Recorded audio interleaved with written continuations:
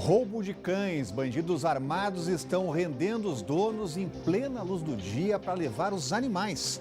Golpes, estelionatários enganam uma pessoa a cada hora aqui no DF.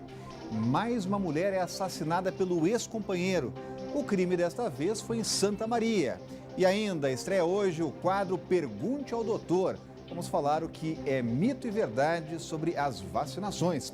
Olá, eu sou o Rodrigo Orengo e começa agora o Band Cidade, primeira edição.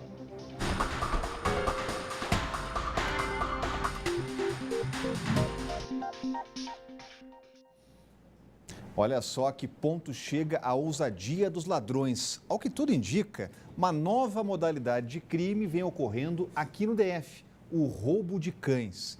É isso mesmo, bandidos estão rendendo os donos dos animais em plena rua para levar os bichos de estimação. Uma manhã como outra qualquer, em que o Fabrício foi passear com os dois cachorros, a Apple e o Steve. Esse passeio foi por volta das 7 horas da manhã do dia 31 de agosto. O Fabrício estava andando nessa calçada com os dois cachorros quando foi surpreendido por um criminoso que não queria celular, carteira ou óculos, por exemplo.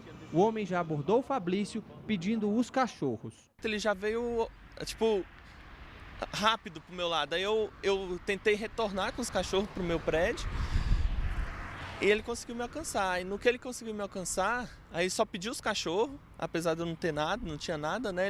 Eu só quero os cachorros, só quero os cachorros. Outra coisa que chamou a atenção do dono da Apple e do Steve é a ousadia dos criminosos pelo horário em que cometeram o roubo. 7 horas da manhã é um horário muito cheio aqui. A ação criminosa também chamou a atenção da Polícia Militar. Para a corporação, essa modalidade não é comum dentro da capital, mas acontece mais quando o furto é feito dentro das casas. O roubo mesmo na rua com arma é exceção mesmo. Então, assim, a gente quase não ouve falar desse tipo de crime.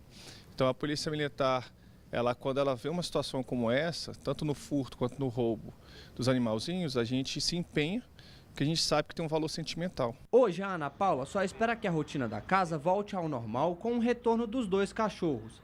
E ela pede a ajuda de todos para que isso aconteça. O que eu peço é que para todos que estão recebendo as fotos dele pelo Instagram, pelo WhatsApp, pelo Facebook, por favor, compartilhar, ajudar a gente aí. Quem tiver alguma informação, entrar em contato com a gente vai deixar os telefones aqui no final da reportagem. Então o apelo que eu faço é, por favor, gente, quem tiver alguma informação, entre em contato com a gente. E quem quiser ajudar a encontrar os animais pode ligar no número 981 22 0028. E olha só esse dado, a cada uma hora uma pessoa é enganada por estelionatários aqui no DF. Mais de 6 mil golpes já foram aplicados aqui só neste ano. Os estelionatários vivem à espreita, esperando a hora certa de agir. Eles observam as fragilidades e as presas mais fáceis, que, em geral, são pessoas idosas. Por isso, a família tem que estar alerta e orientar os parentes mais velhos sobre como devem agir. É muito importante que os familiares, os filhos, os netos conversem com os idosos, né, e os orientem sobre como proceder, para nunca aceitar realizar qualquer movimentação financeira sem conversar com esses familiares. Então, isso é muito importante, tá? Os idosos costumam ficar sozinhos em casa, né, no período principalmente da tarde, no período onde ocorrem essas ligações. Então, é muito importante que esses idosos realmente sejam orientados a não aceitar qualquer tipo de sugestão por telefone. Por pouco, o seu José não caiu num golpe desses, mas ele pensou rápido e deu a volta nos bandidos. De semana em semana, de vez em quando, uma ligação, né? A qual me cobrava uma dívida, ligou novamente, aí eu falei, olha, já está, meu advogado é quem vai assumir essa parte aí, eu não vou nem lá, meu advogado que vai. E depois disso não me ligou mais. Já a dona Marlise recebeu 5 ligações no mesmo dia de uma empresa que oferecia dinheiro emprestado. A primeira ligação eu fiquei assim, a segunda logo em seguida eu também fiquei, aí depois eu desliguei os telefones, não quis mais saber. Assim que a pessoa se identificava, eu já desligava. É comum que muitas vítimas sintam vergonha de ter caído em um golpe. Por isso, não denunciam a polícia. Mas é importante que algumas providências sejam tomadas. Primeira é comunicar ao banco, né? E geralmente os bancos têm um acesso fácil para se fazer isso por telefone e tudo mais, e registrar a ocorrência policial. Por hora, uma pessoa é vítima de estelionato no Distrito Federal. De acordo com a Secretaria de Segurança Pública, quase 6.000 casos foram registrados só no primeiro semestre deste ano.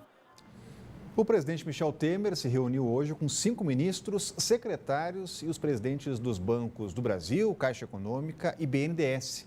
A reunião ocorreu 2 dias após o incêndio que atingiu o Museu Nacional no Rio de Janeiro, destruindo 90% do acervo histórico, científico e artístico. Os detalhes chegando ao vivo com a Renata Dourado, já está com a gente por aqui. Muito boa tarde, Renata. O que vai sair e o que saiu de prático dessa reunião? Pois é, Rodrigo, boa tarde para você, para todos que estão aí nos acompanhando. Entre as medidas aí anunciadas, o governo disse que vai criar um comitê interministerial para tentar recuperar o museu. E é claro, quando a gente fala de tentar recuperar a parte externa, né?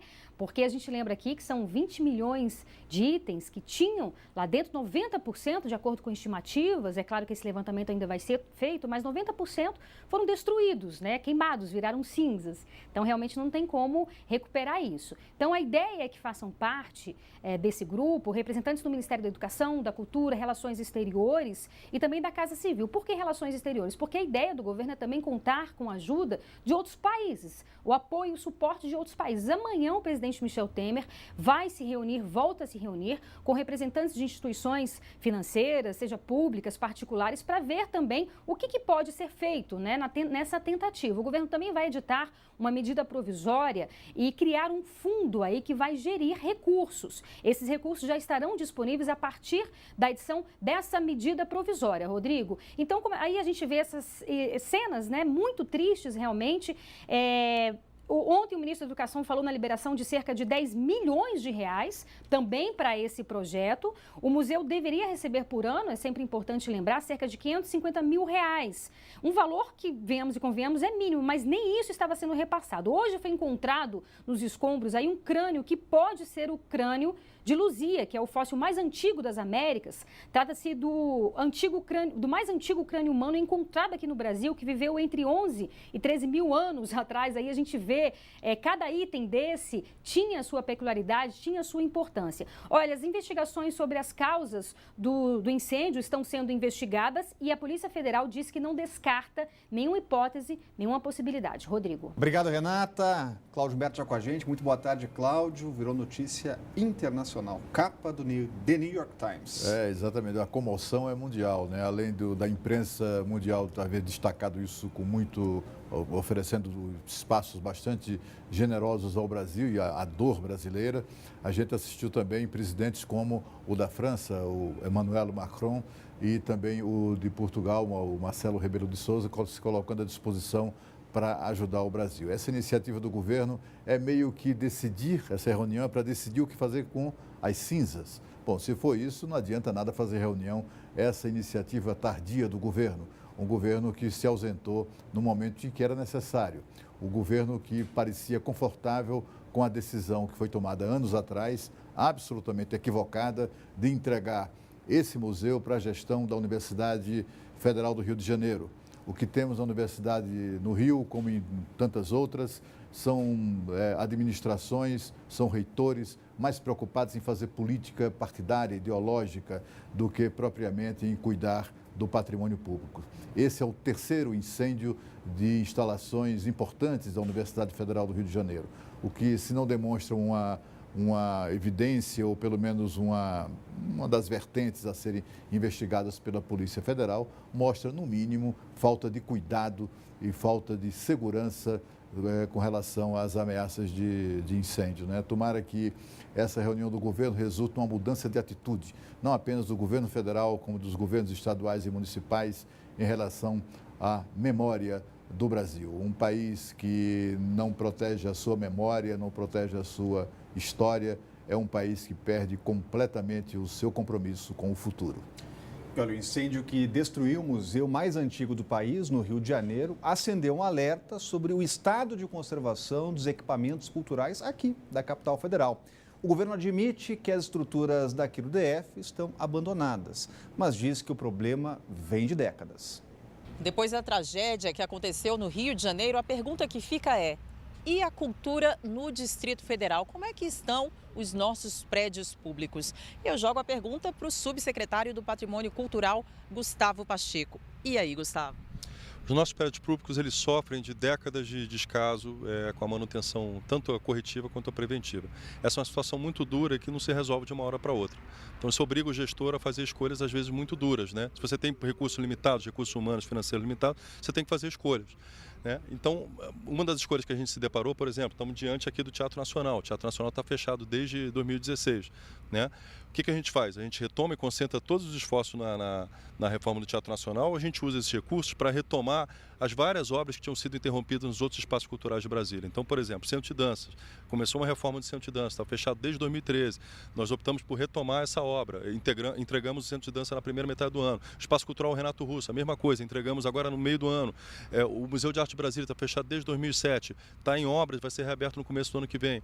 Então, a gente está fazendo o possível. Essa gestão já investiu mais de 33 milhões de reais em reforma de equipamentos culturais, em construção de novos equipamentos, em manutenção dos equipamentos existentes, mas ainda há muita coisa para ser feita. Essa é uma questão que não vai ser solucionada só com a ação de governo. Ela precisa ser entendida como uma prioridade da sociedade. Então a sociedade civil precisa estar engajada, a iniciativa privada precisa estar engajada nisso.